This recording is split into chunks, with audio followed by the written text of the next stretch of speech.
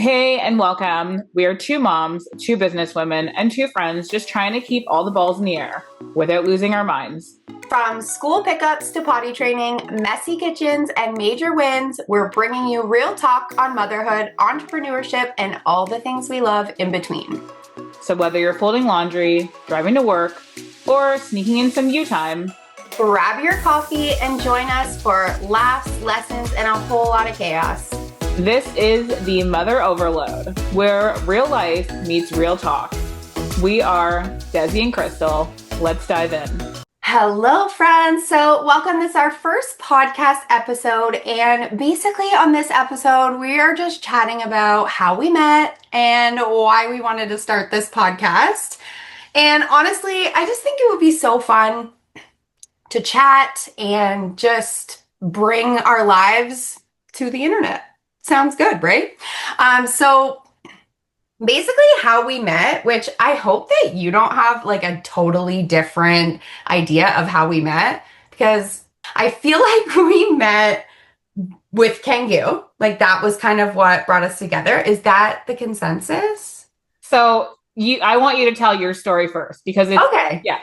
It's interesting because I have this same thing with one of my friends who I've literally been friends with for so long. And I never can remember how we met. She always tells the story about how we met. And I'm like, I don't remember that at all. Like, I just feel like we've just been friends for a long time. And I don't know. I just never, anyways, how we met was through Kangoo. I was teaching Kangoo, but I actually think we maybe met before I started teaching. And anyways, I started teaching Kangoo classes. If you don't know what Kangoo is, it was this huge craze in our small town for a while. And it's basically rebound fitness. So you jump on boots that bounce. It's a great cardiovascular workout. It's really freaking hard, but it's so much fun and we absolutely loved it. Anyways, started teaching classes and you started coming to the classes. And with your mom, I actually came in solo and she came in shortly after. Like our parents know each other and stuff, right? So yes. I think she knew that you were doing it also and was like, oh, I want to join. Absolutely. So that was just like a super fun way to kind of like get to know each other, obviously. And then I started selling oils and we connected through that. And then we just have always chatted. And then of course you were a client. That's always a way I meet lots of people. Yes, so Crystal's a photographer, an incredible photographer. Yeah. So yeah, I guess I didn't really introduce myself. Should we maybe do that? Yeah. Gosh.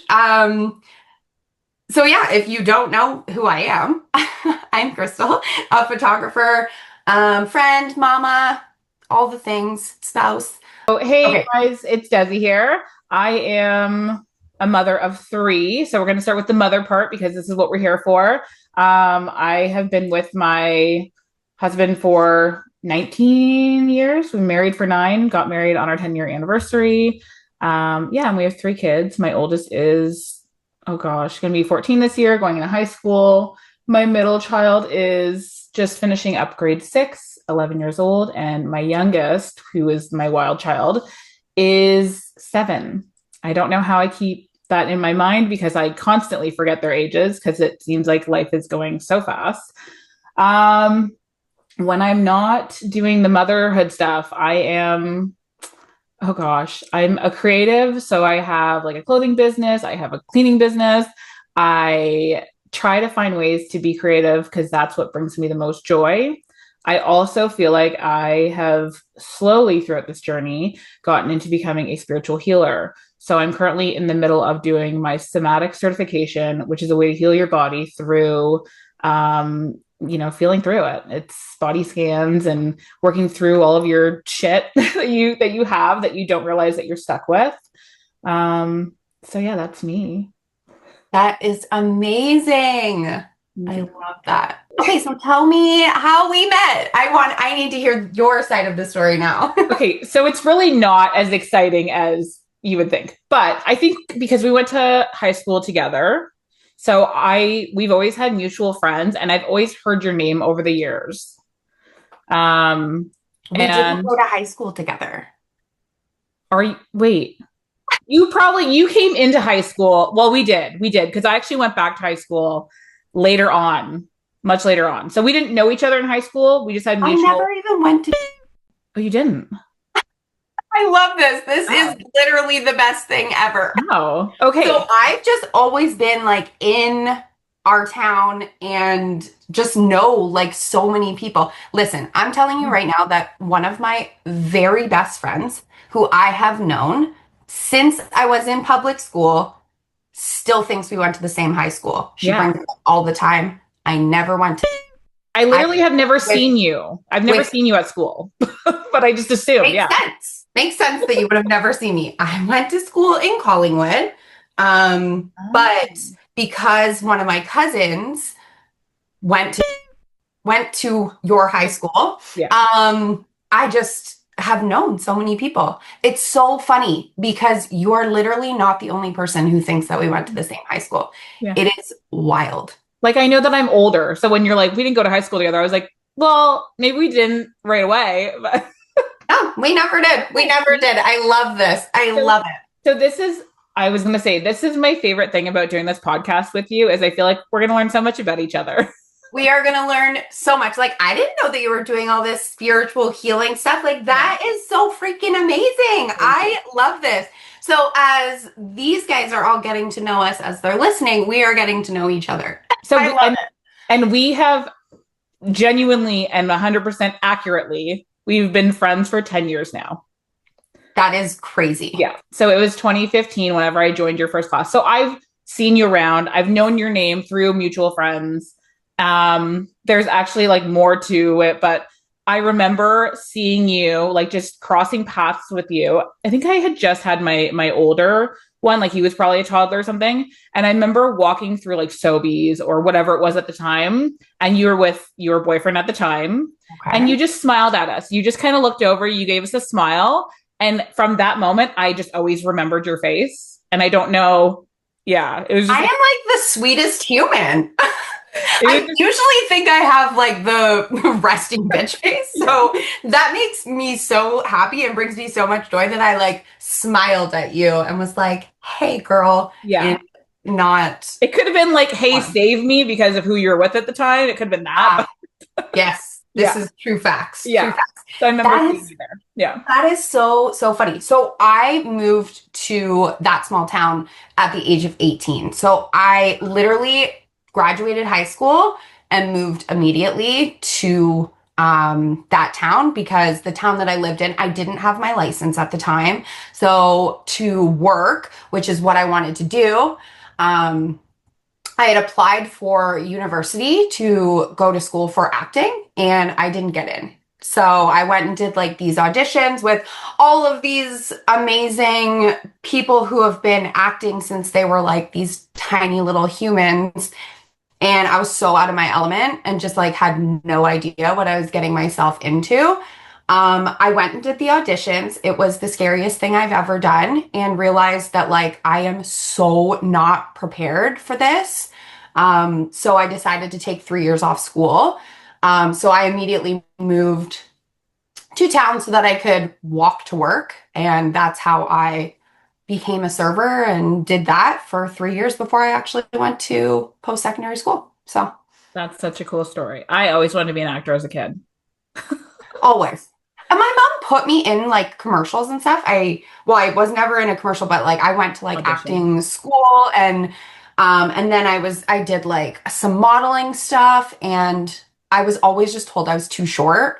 Um, I was just a small kid, so I just never like made it far, never got signed with an agency and just kind of whatever. But then in high school, I was like, I loved it. I did it every single year. I did drama. And in grade 12, I actually did that's all I did my last semester. I did a 2 credit musical theater program. And then my other class I was in the drama room doing a like teacher co-op.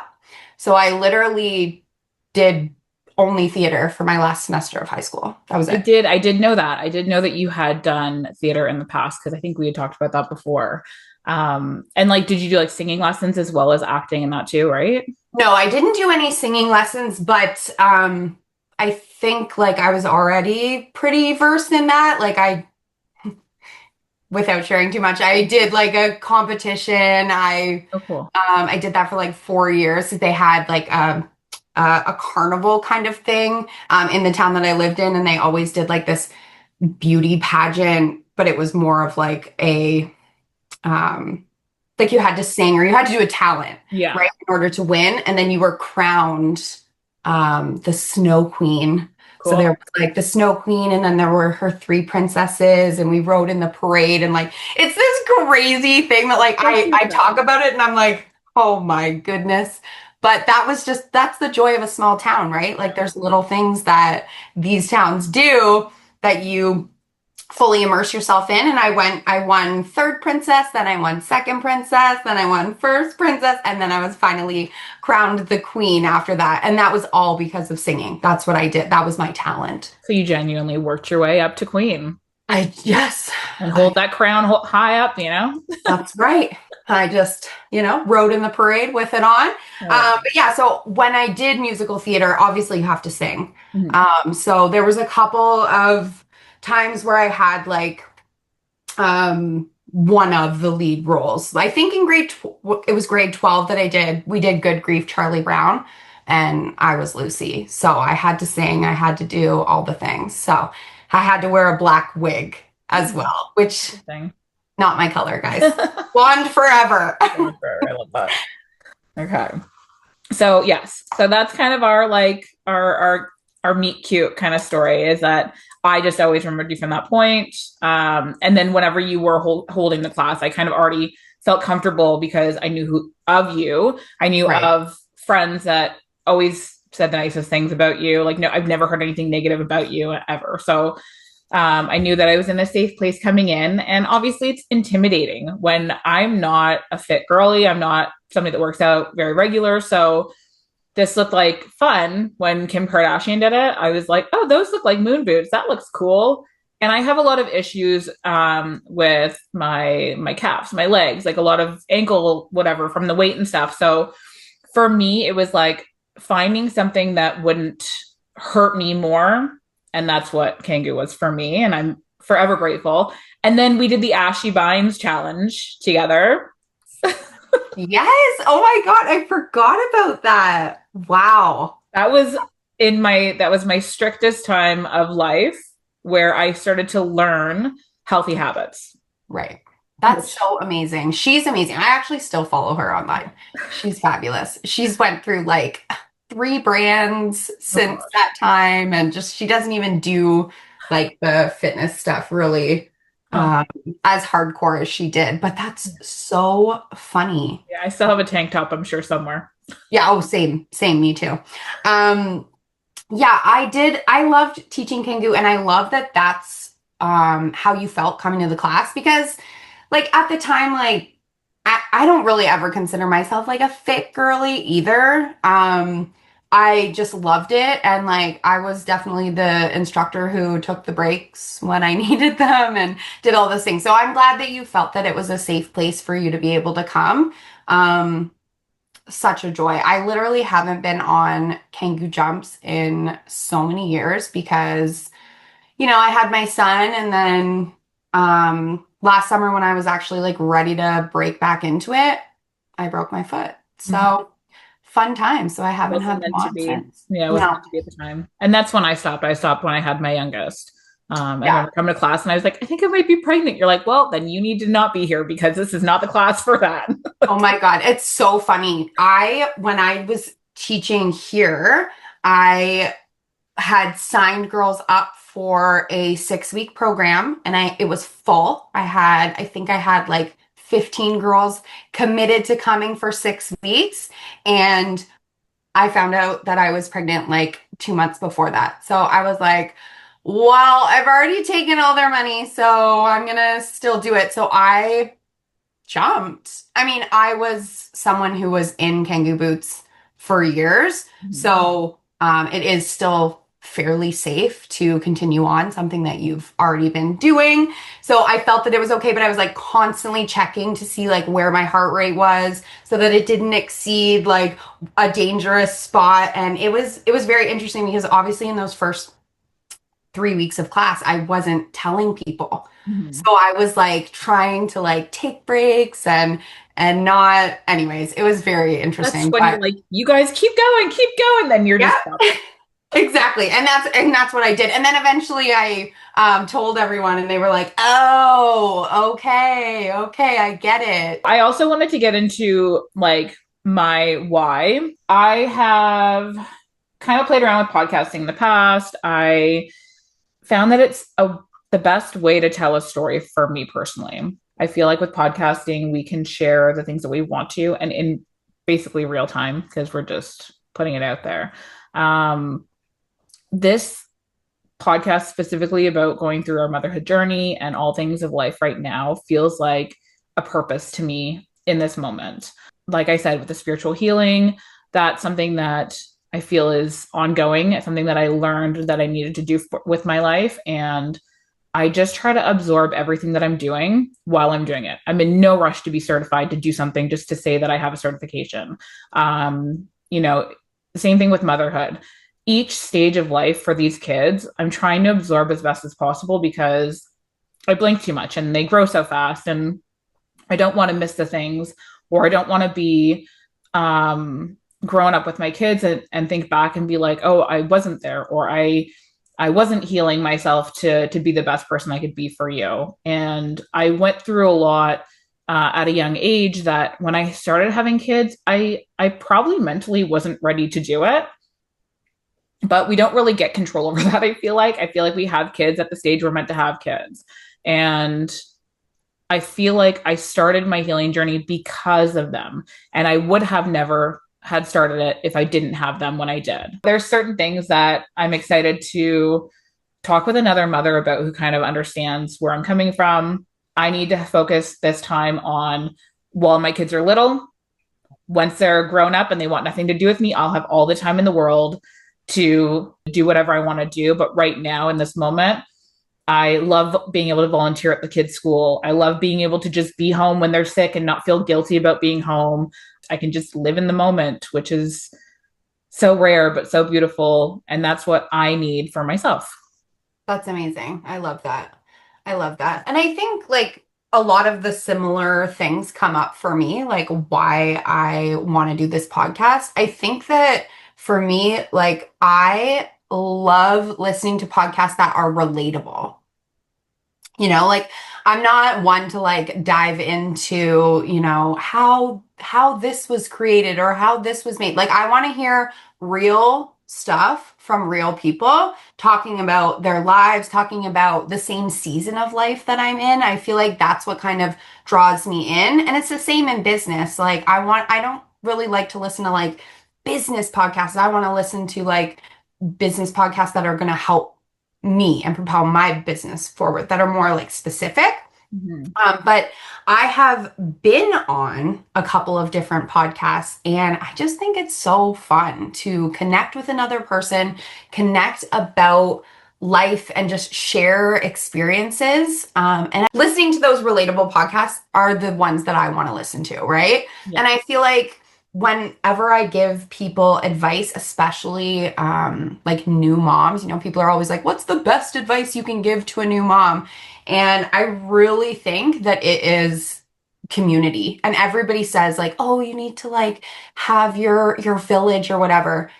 That's fine to have like support, but it's also you need to find someone who's exactly in that season of life that you're in right now, because those are the people that are going to give you the best information, the best thing. Like when I had my son, I was the last one of all my friends to have kids. So I would ask them questions and they're like, girl, I have no idea. Like, I do not remember that stage of life. Like, that seems like a lifetime ago, right? So I think for me, like, the best thing I did was I went to yoga classes with girls who were literally having the same age kids. And that was like the best thing that I could do. We bounced things off of each other. They knew exactly the kind of stage that I was in when they were in it. And I just think that that's like having that relatable thing, that same season of life is what makes people want to listen. I, like myself, I didn't have that. I felt like I was so alone. And I think that's why I struggled so much. Like, obviously, you have this baby and you want to bond and you're doing the things. And, but it's also, it was strange for me. Like, I didn't have, um, I was learning everything brand new. I didn't have parents that I could turn to and be like, hey, like, what do I do? Or how do I get through this? Right. My mom wasn't, my mom's amazing. I love her. And I never want to disrespect her in any way when I speak about my parents, but it's also my story as well. Yeah. But my mom wasn't there when I was a baby. Like she left when I was 2. And when I do ask her about things when I was little, she has no idea. It was a time of her life that she was going through her own shit. And that I feel like that's the hardest, but this is the parts that I'm healing of myself. Yeah. I don't have a relationship with my father. My grandmother that helped raise me has already passed. So these are people that, as much as I would love to lean into learning how to parent, I didn't have those role models to learn from, which is hard. So yeah, it was not it was not something that I was able to experience. I had friends that had kids, but again, I think I was very much like lone wolf in my mind. Like I can do this myself. I'm independent. I'll figure it out. Mhm. And looking back now, I know that I can say honestly, I was struggling. At the Right. time, I would have never admitted it though. No, of course. And I Like think a you. lot of people are like that. But also, like, how amazing is it that we have this access to podcasts like this or, anything on social media? Albeit social media can be very overwhelming when you're in the depths of motherhood, especially if you're alone and you have no one to share those things with. But leaning into more like podcasts like this, where it's kind of like more centralized and more relatable to you at that moment, I feel like that's kind of where people can have that community without having to leave their home or, having to go out into the community. Because I know that is scary for some people too. Yeah. And even like speaking to like your parents and stuff like that, like my mom was always involved in my life, and there are still certain questions that I ask her, or she'll say certain things and I'm like, love you, but that's we don't even do that anymore. Like that's an outdated thing, and like my mom I have that unique situation where like she only had a baby. I don't know how old is my sister, 20 years ago, 19 years ago, right? So, like, it's not that it was like a really long time ago, but things have still changed so much in that time, right? Mhm. So, yeah, I ask her questions or she'll try and give advice, and it's like, bless you, but no, thank you. I feel like I can't even give advice to somebody who's had a baby now because it's changed so much. Like in the past, I feel like year to year things change. Like, can you eat Absolutely. cold cuts when you're pregnant? Can you eat hummus? Like, there's certain things where I'm like, oh yeah, yeah, we weren't able to do that, and they're like, no, no, it's fine now. I'm like, don't ask me then because We're I have no fine idea. now. Yeah, It's so true. Like you just have to take those things with a grain of salt because sometimes it just has to be true to you, yeah. honestly. Because nowadays it's like, you can't do this, you can't do this. And it's like, okay, well, The unfortunately. biggest thing is now I find is learning for yourself. Like even as I teach my kids, I'm like question everything. Like this like this not community, sorry, this day and age that we're living in, media and TV and YouTube and everything, so much fake stuff and social media crap that people are just pushing on you because they're trying to make money off of. Yep. I'm glad that they're also teaching it in school. My kid in grade 8 is learning about fake news and social media. Amazing. I And we're love that. talking, yeah, we're talking about like, what kind of things are important to learn. And for me, it's question everything. I think for me, like in that space, and like how old were you when you had your first son? 25. Okay, so that's not super young, but I think for me, being 35, 36. I just turned 36. Mhm. And I feel like that was I was such in a space where I could advocate for myself. I knew what I wanted. I was able to kind of pick and choose like what I want to do and felt what actually felt good for me.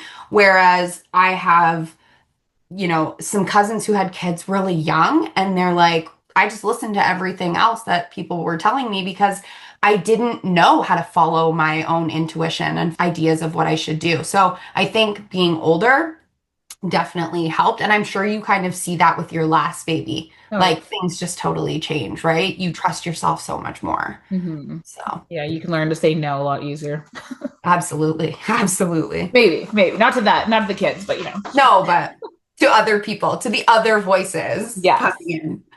Okay, I thought just because we are short on time and we wanted to make it kind of a little bit of a shorter episode this time around, just to kind of introduce ourselves and welcome you guys to the beginning of this journey with us. I wanted to close it off by just doing some, not like quick questions, but just some random things, just some easy get to know us questions. Love. I'll ask the questions and then you can answer or say nope, Okay. and then I will give my answer as well. Perfect. Um, Fire. okay. Number one, what is your current Starbucks order? Oh my goodness. I have it right here. It is a grande salted caramel cream cold brew with 1 pump of vanilla because Starbucks is way too freaking sweet.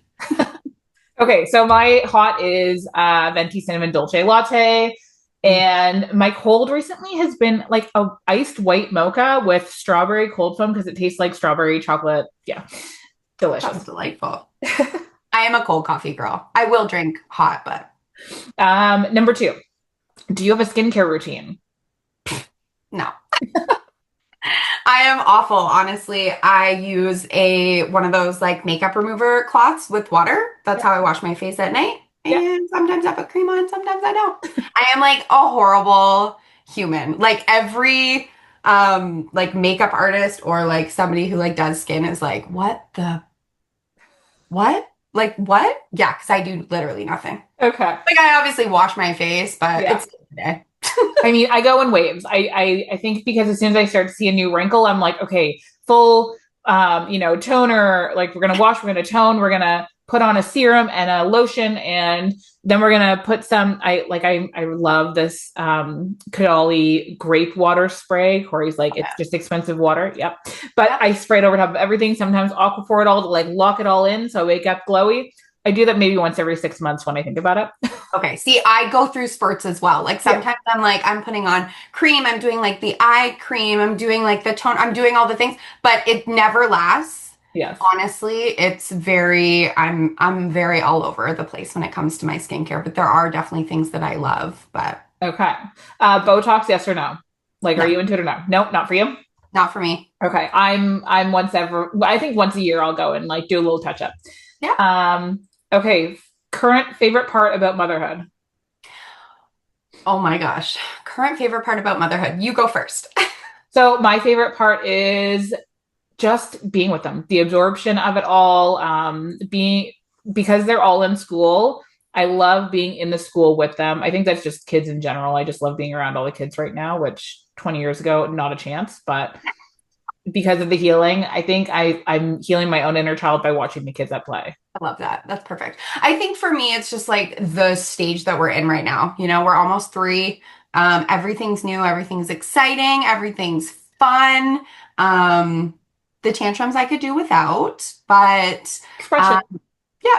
But I think that honestly, it's just right now. Like it's just everything is exciting, everything is fun, and just like some of the things that he says sometimes, I'm like, where did you even pick that up? So it's always just fun right now. I think once we get out of the trenches of the beginning stages, every new stage is so much fun and exciting to watch them through. Absolutely. Like when they Diapers are start tough, talking, potty training tough, breastfeeding, all that sleepless nights, that stuff's tough. It's supposed to be in the beginning, and then you get to enjoy the next. Um, okay. As moms, we don't get much time alone, but when you do, what is your favorite activity to do solo? Oh my God. Go to yoga, go get a massage. I'm a self-care girly. Love that. All the things. I hate getting my nails done though. Like I love it because I love having my nails done after. I can't stand sitting there. Recently, I have found a girl who I enjoy talking to while Yeah, I get my nails done. But if there was one thing that I wish I could snap my finger and have done, it would be getting my nails done. perfect. My favorite is trash TV right now because I've noticed that these guys are at the age where they love watching the stuff that they're not supposed to. Right. So if I can watch it by myself and not have to worry about them taking it all in, that's my go-to right Perfect. now. These are great questions. One word to describe your relationship with your body today. One word. Content. Okay. Yeah. Mine is healing. Always. Always you. Oh, Okay, I think we have time for one more question. Did you always know you wanted to be a mother? no, I didn't. I really wasn't 100% sure if I even wanted kids, to be honest. I was always business first, and I think in my soul, I always knew that I wanted to be a mother. I just didn't really know how it was going to fit in to the life that I've created and that I wanted to live. And I not spontaneously, I know how it happened, but we got pregnant when we weren't really trying. Like, bless. I know that's really a big struggle for some people, Yeah. but we just got pregnant and it was like, okay, we're going to do it. And here we go.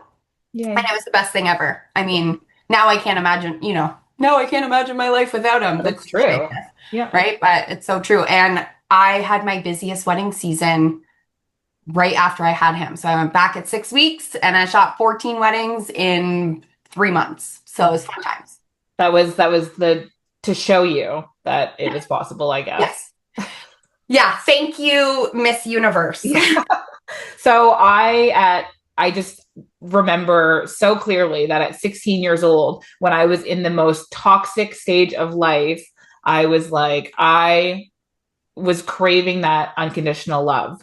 Okay. So I was telling myself, I'm like, if it's legal at 16, I'm going to go to like basically a sperm bank. I'm going to get pregnant. I'm going to have a child who's going to love me. And thank God I didn't do that. I'm so grateful to say that I never did that.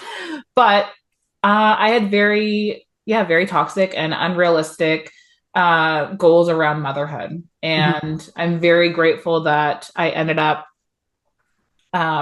being able to have this relationship with somebody who is an incredible father to the kids that we have and who loves me unconditionally. And I can genuinely say unconditionally because everything that we've been through in life, he's never made me feel like he would ever leave. Right. So I'm very grateful with that. But yeah. This was amazing. This was so good. I hope that everybody who listened really enjoyed today and getting to know us a little bit more and us getting to know each other. Yeah, that was cool. I love that. I love it. This was so much fun. Thank you. Thank you. And once this intro episode is up, there will be more to follow. So enjoy the next episode. We'll see you soon. Yes. Bye. Bye. Thank you for joining us on this episode of the Mother Overload podcast. This is a real talk space where two moms come together to unpack the beautiful chaos of motherhood. We are not experts. We're in it with you. This is a space for overwhelmed, overcaffeinated, heart wide open moms who need to know they're not alone.